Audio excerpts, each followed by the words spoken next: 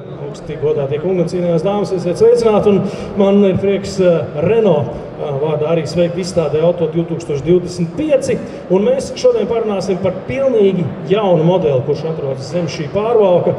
Tas ir Renault 5, un šis nosaukums nav pilnīgi jauns, jo apmēram pagājušā gadsimta 70. un 80. gados tā bija masu automašīnu zvaigzne. Tas bija redzams franču filmās, tas bija iecienīts pilsētās ne tikai franču, un gal galā ar to brauca miljoni. Tas bija patiešām nacionāls transporta līdzeklis. Un automašīna bija diezgan pieejama, pārdomāta, atjautīgi būvēta ikdienišķi un vienmēr arī drusku tā kā bezkalnīgi, kā jau lielākā daļa no produktiem, kas tiek radīti Francijā.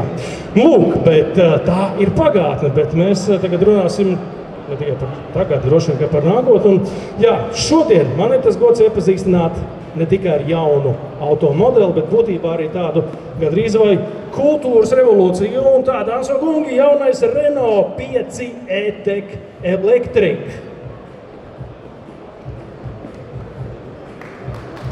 Šī ir īstā vieta aplausiem, tas patiešām brīnišķīgs automobīls. Ik viens sev tādu gribētu, neatkarīgi no praktiskajiem apsvērumiem, kā mēs redzam.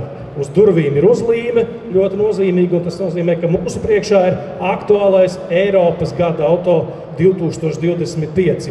Jā, Renault 5 ir atgriezies, tas ir elektrisks un pilnībā digitāls, jūs varēsiet paši ar dažām funkcijām iepazīties uz vietas, lai gan auto izstādēs mēs diemžēl ar automašīnām braukt nevaram, bet nospiest podziņas varam pilnīgi noteikti.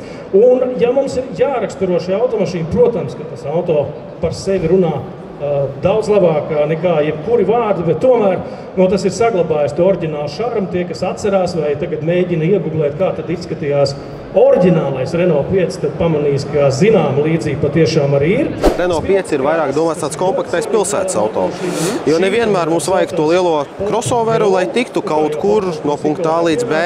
Tātad Renault 5 stilistikā arī vārdā ir par atsauksmi par godu slavenajam Renault 5, kas bija mums vēl pagājušajā gadsimtā.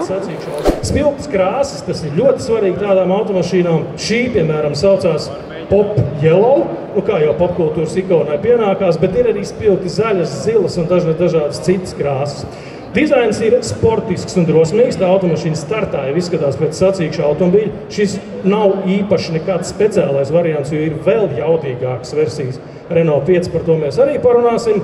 Un jā, šīs četrstūrainās lampas, ko mēs redzam priekšā, te ar tādu franču karodziņu. Tāds ļoti šarmants elements. Tās patiešām ir pārņemtas no oriģinālā Renault 5 Turbo, nevis parastā Renault 5. Jā, bija tāda leģendāra automašīna ar vidū iebūvētu motoru, klasisko piedziņu, un bija tāds pārsteidzošs leģendārs aparāts 80. gados. Bet aiz šī retro dizaina, kā jau teicu, mums ir absolūti moderns auto, tas ir pilnībā elektrisks, sniedzamība ir līdz 410 km. Ātrā uzlāde līdz 100 kW, un no ātrā lādētāja, un tāda mums netrūkst, uzlādes vieta atrodas mums šeit priekšā. Te, pēc tam attaisīsim. No ātrā lādētāja šo automašīnu līdz 80% var uzlādēt 30 minūtēs, varbūt pat ātrāk. Renault 5 ir jaunais virtuālais asistents My Renault.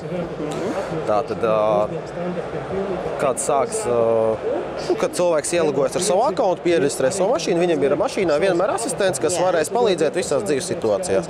Piemēram, aizved mani mājās, un ja mums ir mājas iestādīts, viņš uzreiz uzliks navigāciju uz mājām. Tur, piemēram, ieslēdz My Renault krēslu apsildi, viņš tev arī to ieslēgs. Tātad viss labākais, kas Renault jau bija, ir arī šī skaistā mazlieta mantojums. Jā, un vēl uzlabot. Tieši tā, viss labākais un vēl vairāk, jo, piemēram, šī ir platforma balstīta tieši Renault apakšu uzņēmums Ampere, kas nodarbojas tieši ar elektrifikāciju, ar akumulātoru, motoru, pašu platformas izstrādi. Tad šī ir pirmā mašīna, kas ir tieši uz 100% Ampere platformas.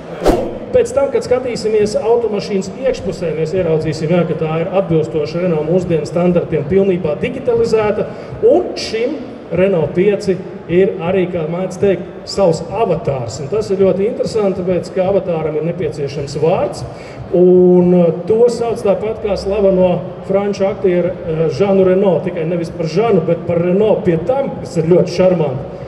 Avatārs saucās un rakstās tieši tā, kā latvieši to izrunā. Renault ar O, nevis Renault tā, kā tas ir franciski. Kāpēc tas tā ir, es nezinu, bet mēs varam pajautāt pēc tam importētājiem.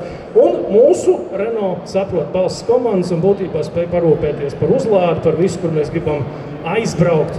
Un vispār, kas ar šo automašīnu kopā ar mums arī notiek. Izklaides iekārta, kā varēs novērot, ir veidot uz Google platformas, ir arī braukšanas režīmi.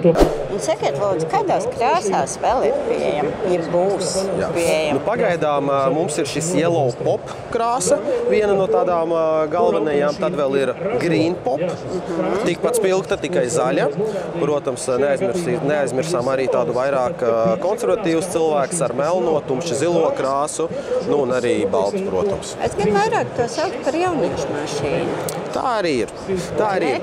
Jo patiesībā visi vecuma kategorijas cilvēki, kas ir 20, 30, viņi uzreiz iemīl šo auto, jo arī iekāpjot iekšā, viņš tieši šai cenu kategorijas vairāk patīk. Es arī domāju, ka viņi ir tīri jauniešu mašīna. Novērtēts braucot ar automašīnu, un mums ir virtuāls mērskāla panelis ar pop-art grafiku, to mēs arī varēsim nodemonstrēt.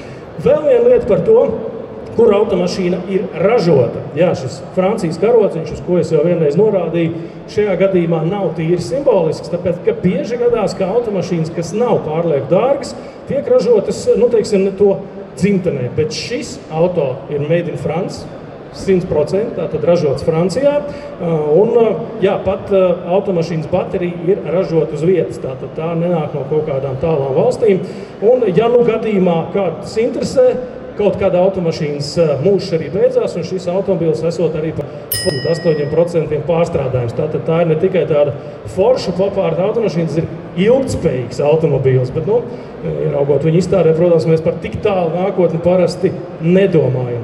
Galvenais šajā automašīnā ir emocijas, tāpēc jau arī šis auto neatstāja vienaldzīgi nevienu, kur tas parādās, un es domāju, ka drīz tās mašīnas parādīsies arī mūsu ielās. Un vēl viena svarīga lieta – cena, protams, jā, jo mūsdienās par to runā daudz.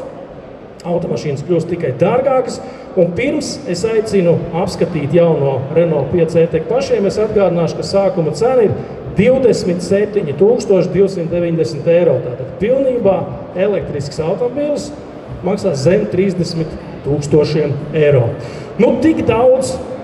Tik daudz par jauno Renault 5 e-tech, bet šī patiešām ir tāda automašīna, kuras pašas personība, uzbūve, šarms un izskats, un arī iekārtojums runā par sevi daudz labāk nekā viss skaistākās runas.